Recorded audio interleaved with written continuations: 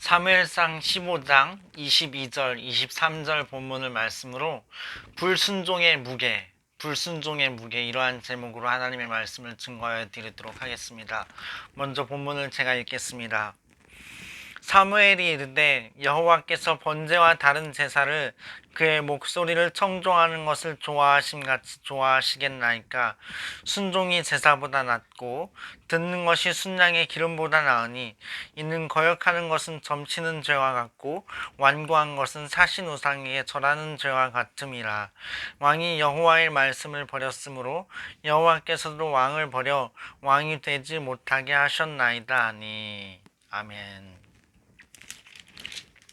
오늘 이 본문 말씀은 사울이 하나님께 버림받은 그러한 사실을 사무엘이 통보하는 그러한 말씀입니다. 사울이 전쟁에 나갔죠. 아말렉을 다 처부수라는 명령을 받았습니다.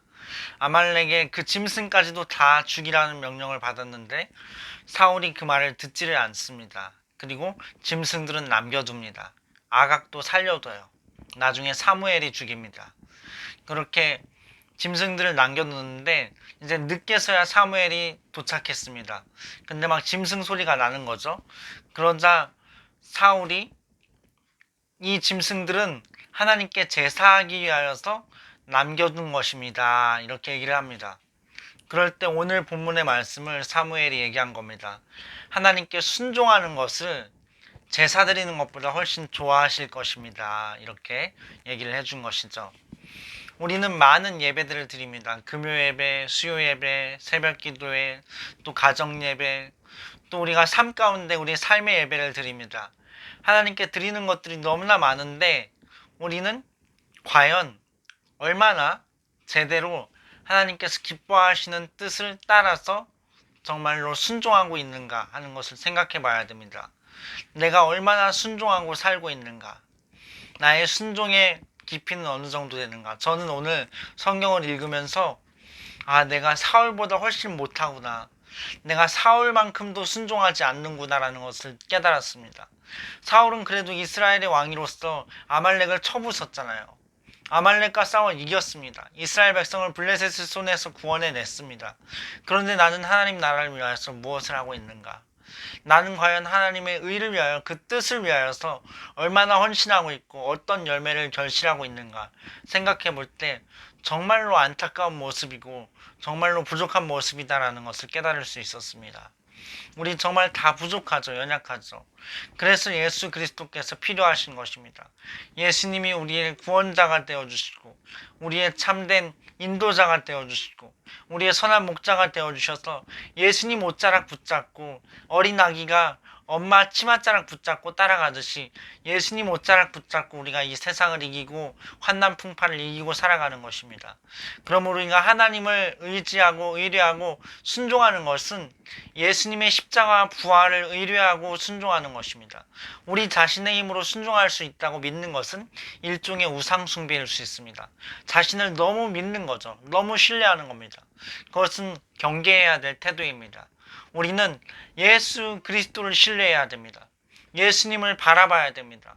그러면 우리가 어떤 부분은 순종하고 어떤 부분은 순종하지 않고 이 정도만큼은 되겠지 하고 넘겨두고 이 정도만큼은 또 감싸두고 이렇게 하는 자신의 계산으로 순종을 이렇게 예측하고 이렇게 할 수 없다는 것입니다.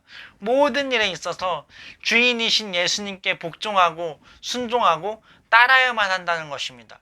그러므로 죄는 제깍제깍 회개하고 처리하고 하나님께 순종하고 하나님을 따라가고 하나님이 기뻐하시는 바를 선택하고 전진할 수밖에 없는 것이라는 사실입니다. 우리는 그렇게 나아가야 됩니다. 그렇게 하나님을 의지하고 의뢰하고 순종하는 길을 택해서 전진하는 삶을 살아가야만 하는 것입니다. 오늘 본문을 통하여서 불순종하고 버림받은 사울의 예를 보면서 우리가 어떻게 해야 하나님께 정말 붙들린 인생이 될 수 있는가, 하나님께서 정말 끝끝내 우리를 승리케 하시고 성공케 하시는 인생이 될 수 있는가 하는 걸 한번 짚어보고자 합니다. 먼저 사울이 사무엘이 와서 책망할 때 한 이야기가 있습니다. 13절에 보면 사무엘이 사울에게 이른즉 사울이 그에게 이르되 원하건대 당신은 여호와께 복을 받으소서 내가 여호와의 명령을 행하였나이다 하니. 사울은 첫 번째로 자신의 죄를 인정하지 않았습니다. 사람 앞에서나 하나님 앞에서나 자신의 죄를 나는 죄인입니다 하면서 부들부들 떨지 못했습니다. 사울은 자신의 죄를 껴안고 하나님의 보좌 앞으로 나아가지 않았습니다. 사울은 나는 떳떳합니다라고 말했다는 것이 문제인 것입니다. 우리도 이 사회 가운데 나는 의인입니다, 나는 의롭습니다라고 말하는 사람들이 예수님을 믿기가 훨씬 어렵습니다. 예수님을 받아들이기가 어렵습니다. 내가 의인이라고 믿는데, 내가 잘났다고 믿는데 예수님이 왜 필요합니까? 나는 죄인입니다, 나는 부족합니다, 나는 지옥에 가 마땅합니다, 이런 사람이 예수님을 붙잡는 것입니다. 사울과 같은 태도로는 하나님의 긍휼히 여기심을 받을 수가 없습니다. 하나님께서는 하나님 앞에 자신을 낮추는 자를 불쌍히 여기십니다. 겸손한 자에게 은혜를 베푸시고 교만한 자는 하나님께서 대적하신다라고 하였습니다. 그러므로 사울과 같은 이러한 태도, 내가 잘났습니다, 내가 잘못하지 않았습니다, 순종했습니다 라고 하는 이러한 주장을 하는 태도는 삼가야 할 태도인 것입니다. 그리고 보십시오. 사무엘이 이르되 그러면 내 귀에 들려오는 이 양의 소리와 내게 들리는 소의 소리는 어찌 됨이니까 아니라.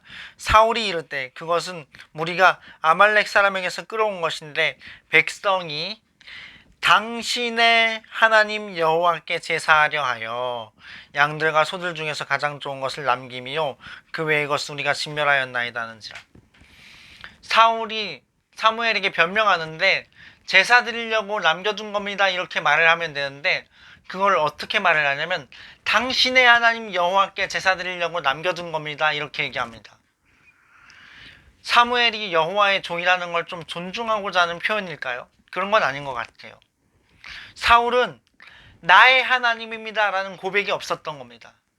당신의 하나님 여호와께 제사하려 라는 고백이 있었던 겁니다. 그러니까 뭐예요? 하나님과의 친밀감이 없었던 겁니다.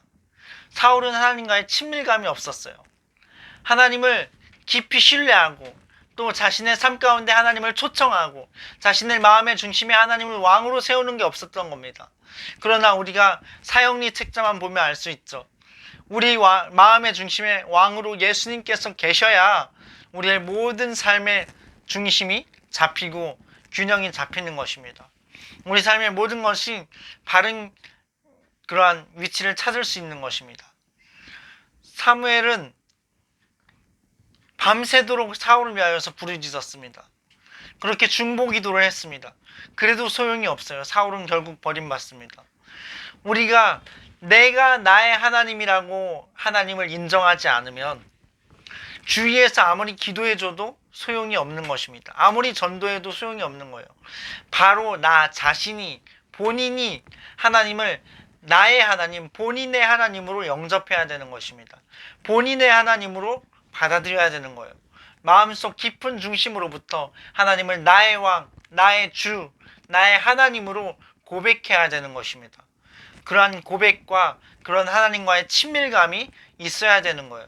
그럴 때 우리가 죄를 이길 힘을 가질 수 있고 하나님과 동행함 가운데에서 결실하는 생애를 살아갈 수 있는 것입니다.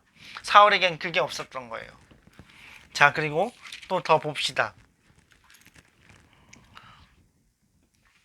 사울이 사무엘에게 이르되 내가 범죄하였나이다. 나중에서야 이렇게 하나님께서 버리셨나이다 하니까 범죄하였나이다 이렇게 고백을 해요. 내가 여호와의 명령과 당신의 말씀을 어긴 것은 내가 백성을 두려워하여 그들의 말을 청종하였음이니이다. 사울은 하나님보다 사람을 두려워했어요. 이건 굉장히 중요한 포인트입니다. 우리 사회 가운데, 우리 삶 가운데에서 나의 삶은 사람들 앞에서 행할 수 없는 것을 하나님 앞에서는 버젓이 행하고 있지는 않은가 돌아봐야 됩니다. 내가 과연 정말로 신본주의자인가? 나 입으로만 신본주의자 아닌가? 생각으로만 신본주의자 아닌가? 행동으로는 인본주의자이고 사타니즘이 아닌가? 되돌아봐야 됩니다. 정말로 우리의 행함으로 깨끗하게 하나님 앞에서 행하고 하나님을 두려워하고 하나님의 불꽃 같은 눈동자 앞에서 우리의 행함을 지키고 거룩함과 경건함을 지키고 정직함과 신실함을 지킬 수 있어야 되는 것입니다. 그것이 사울에겐 없었던 거예요. 버림받았던 것입니다. 그래서 우리는 이렇게 사울의 모본을 보고 우리가 반면교사를 삼을 수 있어야 됩니다. 아, 나의 행동이 이러이러한 행동이 잘못되었구나. 나의 이러이러한 태도가 잘못되었구나. 사람 앞에서는 벌벌 떨면서 하나님 앞에서는 아무렇지 않게 바라봤던 이 부분들이 정말로 내가 고쳐야 될 부분이구나. 이런 마음들을 가질 수 있어야 되는 것입니다. 하나님께서는 참으로 우리에게 갚아주십니다. 복음서에 보면 예수님께서 이렇게 말씀하셔요. 너희가 골방에 들어가서 기도하여라. 은밀한 중에 보시는 아버지께서 갚아주실 것이다 이야기합니다. 우리가 기도를 한다는 것은요, 참으로 하나님을 인정하는 행위입니다. 하나님만이 들으시고 하나님만이 응답자가 되시고 하나님께서만이 갚아주신다는 그 믿음을 표현하는 것이라고 볼 수 있습니다. 하나님께 대한 믿음을 온전히 고백하는 것이라고 볼 수 있다는 거예요. 그래서 우리가 하나님을 바라보고 의뢰하고 의지함으로써 하나님께 정말로 그렇게 나아갈 수 있는 것이죠. 골방에서, 기도의 자리에서 하나님을 참으로 경외하고 의뢰하고 의지함으로 하나님께 나아갈 수 있다는 것입니다. 그래서 우리는 절대적으로 참되게 하나님께 정말로 기도하는 삶을 살아야 됩니다. 그리고 우리가 남이 보든 안 보든 신실하고 정직하고 경건하고 거룩한 삶을 살아야 됩니다. 우리가 그러할 때 하나님께 붙들린 결실하는 생애가 될 것입니다. 또 보십시오. 청하오니 지금 내 죄를 사하고 나와 함께 돌아가서 나로 하여금 여호와께 경배하게 하소서 하니. 사울은 사람들 앞에서 자신이 어떻게 보여지는 것을 두려워했습니다. 사람들의 명예, 사람들 앞에서 자신의 지위, 자신의 권한, 자신의 권력, 이런 것들을 하나님께 버림받는 것보다 더 중요시했습니다. 그러니까 어떤 것이 더 높은 가치인가를 몰랐던 거예요. 제대로 구분을 하지 못하는 거죠. 미성숙한 것입니다. 에서도 그랬었죠. 자신의 당자권과 팥죽 한 그릇의 차이를 구분하지 못했습니다. 그래서 야곱에게 팔아버렸잖아요. 그렇게 사울은 하나님을 얻는 것, 하나님의 신뢰를 얻는 것, 하나님과의 관계를 얻는 것, 그것보다 사람들 앞에서 잘 보이는 것, 사람들 앞에서 밉보이지 않는 것, 그것을 더 추구했던 것입니다. 이렇게 영적인 가치와 이 세상에 속한 가치를 뒤섞는 그러한 그 순서를 바꾸는 그러한 악이 사울에게 있었던 것입니다. 우린 이것을 반면교사 삼아야 됩니다. 우리가 이 땅에서 이 땅에 잘 먹고 잘 사는 것만 추구하고 있진 않는지, 신앙이란 것도 영적인 일이란 것도 이 땅에서 잘 먹고 잘 사는 일에 도구로만 그렇게 전락시키고 있는 건 아닌지 되돌아봐야 됩니다. 우리는 하나님을 경외하고 하나님을 의뢰하고 하나님을 의지함으로 위의 것을 바라봐야 되고 그곳에 계신 그리스도를 바라볼 수 있어야 됩니다. 그래서 우리가 하나님께서 기뻐하시는 말을 선택할 수 있고 참되게 정말로 영적인 사람이 되고 영의 세계를 보고 하나님의 영적인 가치를 선택할 수 있는 삶을 살아가야 되는 것입니다. 우리가 그래서 영원한 가치를 향하여서 손을 뻗고 발걸음을 내딛고 하나님 나라를 이루어가고 일구어갈 수 있는 그러한 삶을 살아갈 수 있어야 되는 것이죠. 하나님은 그러한 삶으로 우리를 초청하시고 부르시고 계신 것입니다. 우린 그렇게 살아가야 되는 것입니다. 사울은 그러하지 못했습니다. 그러므로 우리가 반면교사 삼아서 철저하게 사울과 같은 행위는 버리고 그러한 태도는 그러한 가치관은 버리고 고쳐야 하는 것이죠. 이것은 어떻게 가능할까요? 오직 예수님의 십자가를 바라볼 때 성령으로 말미암아 가능한 것입니다.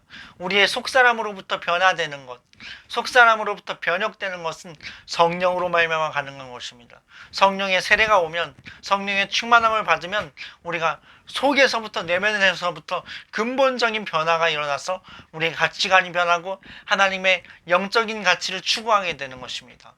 그러므로 우리가 하나님의 성령 충만을 받읍시다. 기도합시다. 하나님을 더 크게 만납시다. 마지막으로 한번 봅시다.